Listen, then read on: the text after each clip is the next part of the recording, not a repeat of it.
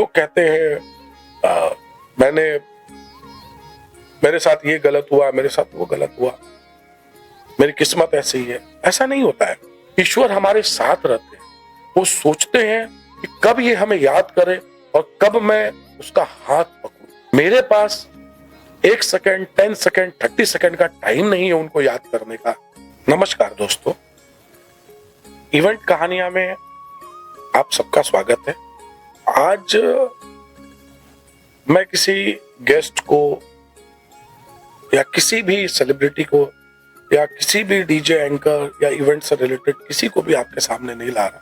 मैं एक ईश्वर की कहानी आप लोगों से शेयर करता हूं। जो भी है आज ईश्वर की वजह से है। ईश्वर हमें क्या कहते हैं ये मैं आपसे शेयर करता हूं। लोग कहते हैं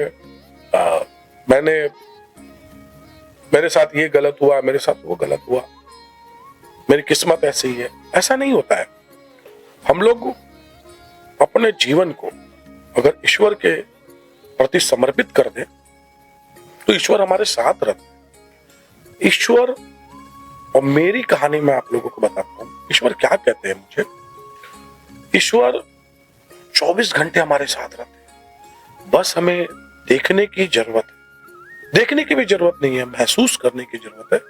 तो वही कहानी मैं आपको एक बताता हूं। ईश्वर क्या बोलते हैं।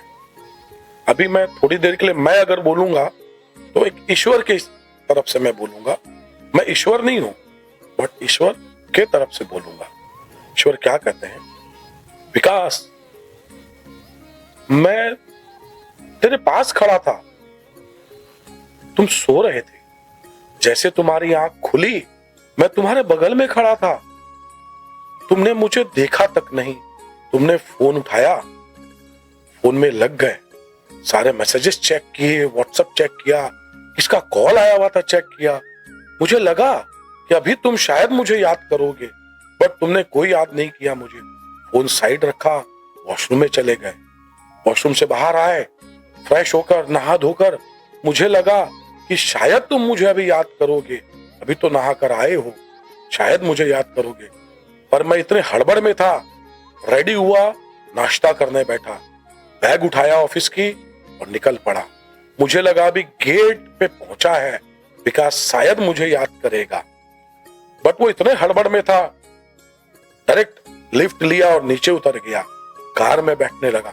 मुझे लगा शायद अभी वो मुझे याद करेगा। कार में बैठने के पहले इतने में उसका फोन बजा और वो फोन पे कनेक्ट हो गया। फोन पे बात करते करते वो ऑफिस पहुंच गया। मुझे लगा अभी ऑफिस की सीढ़ियां चढ़ रहा है, वो मुझे जरूर याद करेगा। वो गया और अपने केबिन में बैठ गया। मुझे लगा अभी चेयर पे बैठ रहा है, जरूर याद करेगा। परंतु मैं उसके बगल में ही खड़ा था। मुझे लग रहा था शायद अभी मुझे एक बार मेरा नाम लेगा। मैं उसके बगल में खड़ा उसको बस निहारता रहा। वो काम में इतना व्यस्त हो गया कि उसे टाइम ही नहीं मिला मुझे याद करे। लंच का टाइम हो गया। मैं उस समय बहुत उत्सुकता के साथ उसे देखा जा रहा था कि शायद लंच करने के पहले, भोजन के पहले ये मुझे याद करेगा। ये अपना भोजन टिफिन खोला, खाने लगा।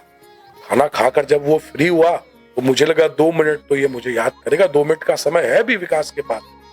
परंतु उस समय भी उसने क्या किया, फोन उठाया, फोन पे चेक करने लगा क्या है नहीं है। इतने में उसके कॉल्स आने लगे। वो कॉल पे बिजी हो गया। उसके दिन भर की रूटीन में इतना वो व्यस्त था कि कब रात हुई उसे खुद पता नहीं चला। मैं उसके साथ खड़ा था कि शायद 1 सेकंड के लिए वो मुझे याद करेगा। मैं उसके पीछे पीछे बगल में खड़ा था, उसका साथ देने के लिए खड़ा था। जब वो ऑफिस से निकल रहा था, रात हो रही थी, कार में जब वो बैठ रहा था, मुझे लगा अब तो इसके पास कुछ काम है नहीं, ये अभी मुझे पक्का याद करेगा। ये कार में बैठा, अगेन बातचीत करते करते ये घर पहुंच गया।